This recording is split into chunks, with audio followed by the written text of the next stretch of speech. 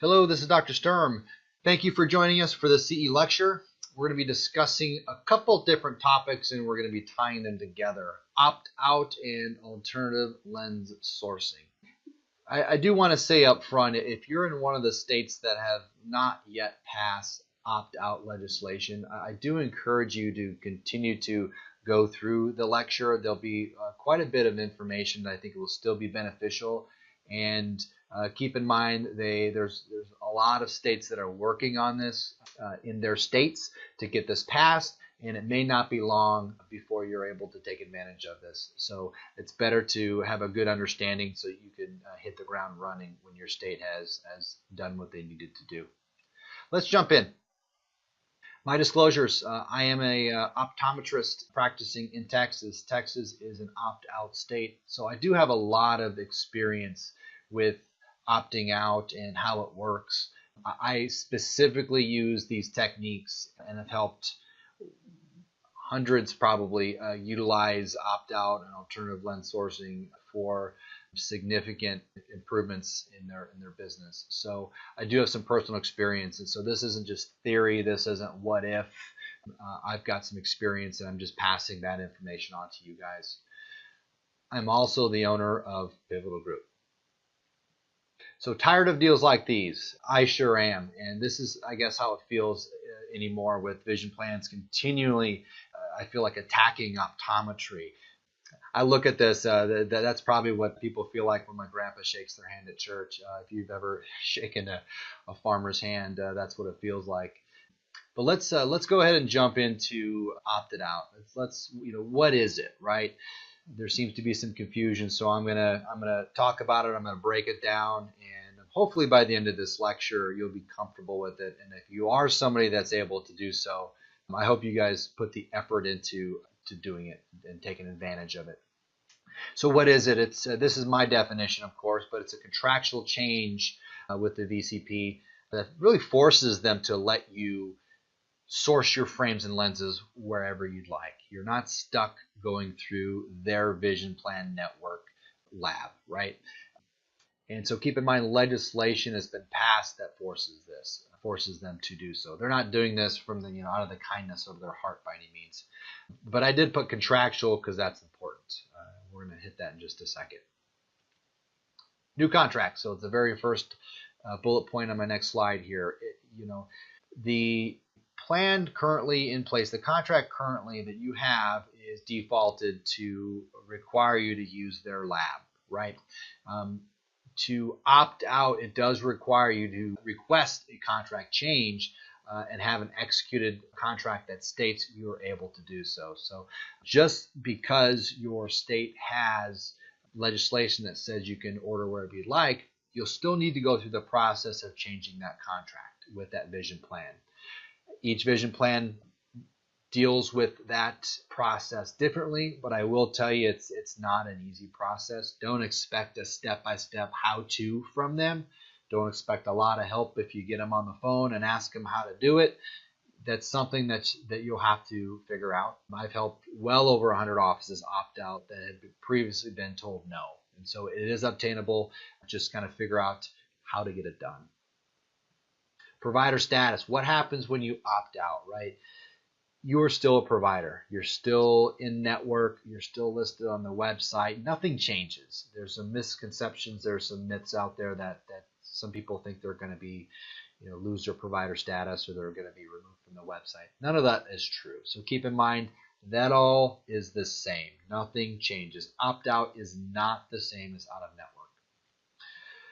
Reimbursements. What happens? Typically, the reimbursements do come down. And don't get too concerned about that quite yet.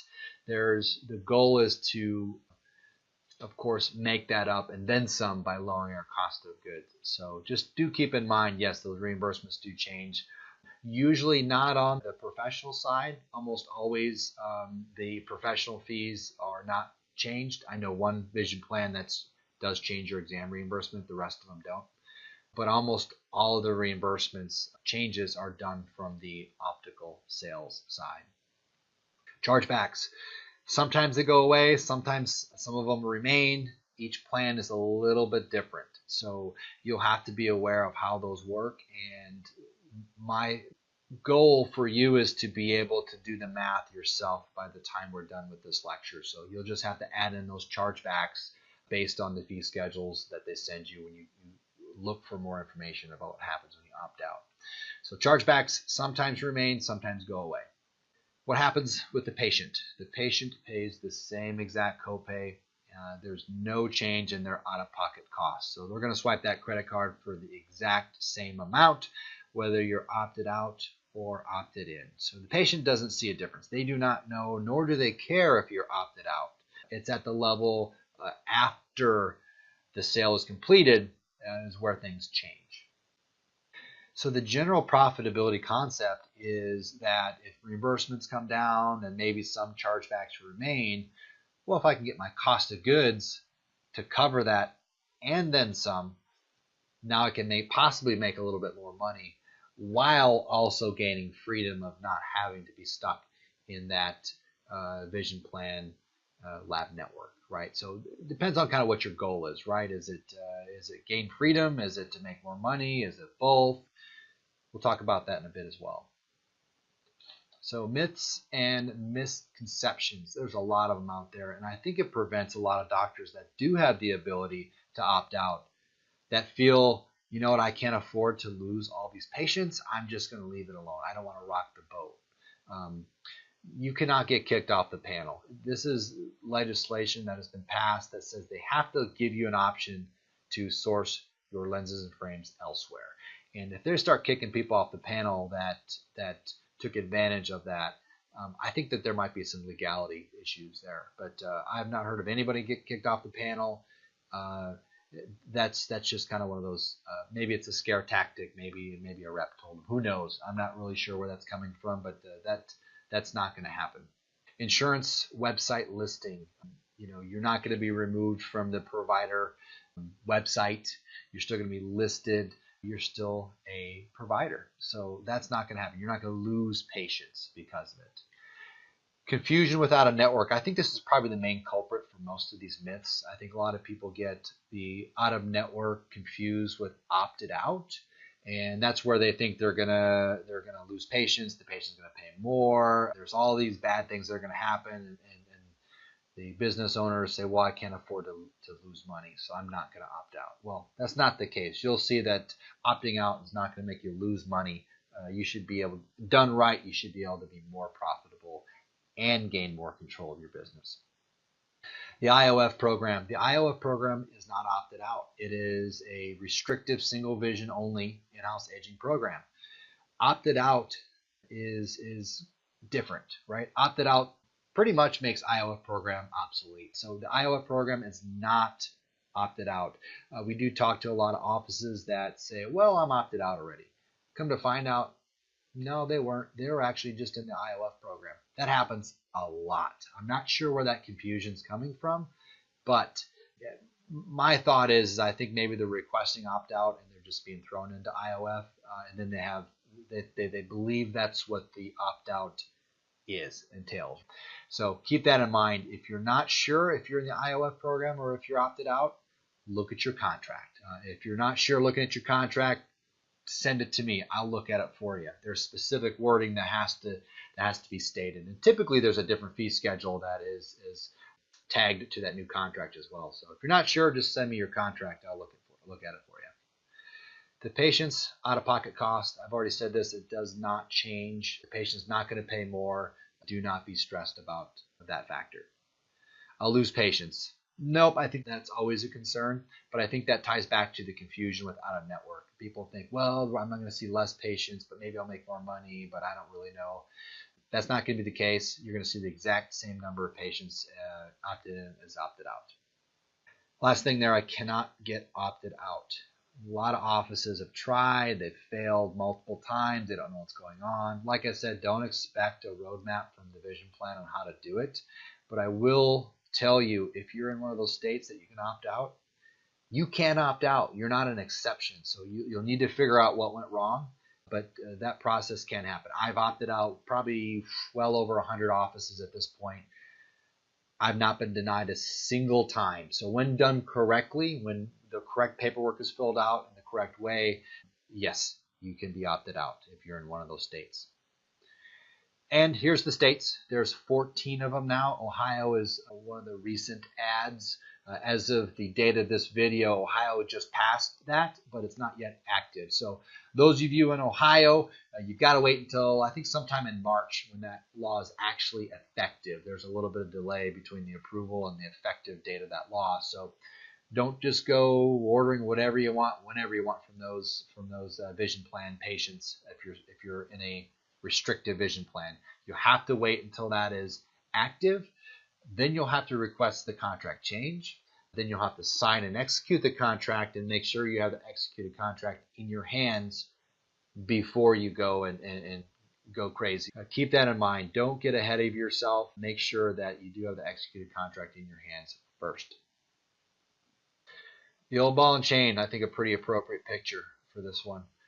How does opting out affect you? Well, clearly we're removing some restrictions. That's one of the biggest goals, right? A couple things. Remove restrictions, and we want to become more profitable. Maybe your only goal is to be, more profitable, or maybe your only goal is to remove the restrictions. But that's going to be one of the big ones there. More control, clearly, that kind of goes with the one before it, right? You're just going to have a lot more control of your business. Back in the good old days when vision plans weren't around, just gives us a little bit more leverage to run our business how we please. Chargebacks, like I said, some of them still do remain, and so you'll have to decide on whether or not you want to opt out of that plan or not, if it makes sense, if it's profitable. Maybe you just want more control and you don't care if you break even or lose a couple bucks. That's up to you. But most plans, you can be profitable opting out. So just a heads up on that.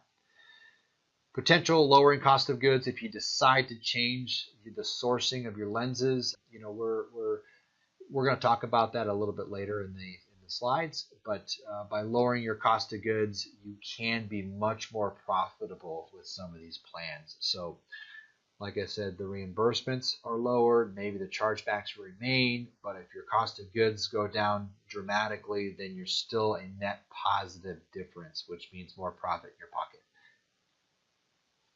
So how do we make this process profitable? First thing I would say is readdress your current sourcing. Where are you getting the lenses? What are you using? What are you paying? I'll be honest with you, I'm a big proponent of non-branded and house brands. I think high-performing alternatives increase your bottom line, make your business more profitable, give you a lot more options. And so we'll talk about that in just a bit, but I think you do need to know what you're spending, what you're using.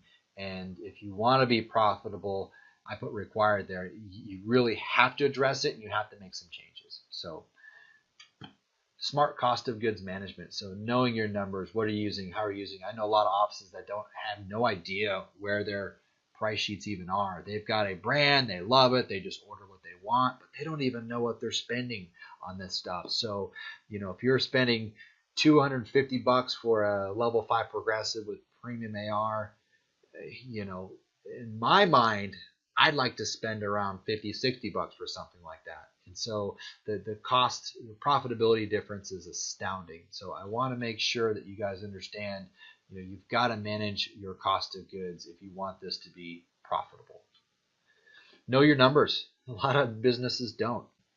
So know what you're spending, know your options, make good business decisions. I talk to too many offices that make a lot of emotional decisions that aren't necessarily great for the business, but maybe they like their rep, maybe they've been working with this branded company for a long time, so they just keep working with them. Maybe it's they just don't want to put the effort into changing. Those aren't good business decisions. So take a step back and decide on what's going to make your business better, right? Be open to change and be ready to change. So a lot of, especially more successful, higher volume offices say, I'm making some pretty good money. I don't really need to change anything. And the funny thing is, those are the offices that have the greatest profitability impact when they make these type of changes. I think a lot of offices like the idea of opt-out and maybe changing their lens sourcing and lowering their cost of goods. But when it really comes to it, they just don't want to do it. They're just they don't want to put the effort in. So it's like I use the analogy of a smoker. They want to stop smoking, but they just don't get to it. So I think if you're wanting to improve your business, you do have to put a little bit of work into it. I don't know a single office that's overjoyed to making all the changes that we're talking about here, changing the brands, how you present them, changes with the software. All these things require work. These are the things that make your day-to-day inconvenient for a while, but will set you up for thousands, hundreds of thousands, potentially millions over the life of your practice.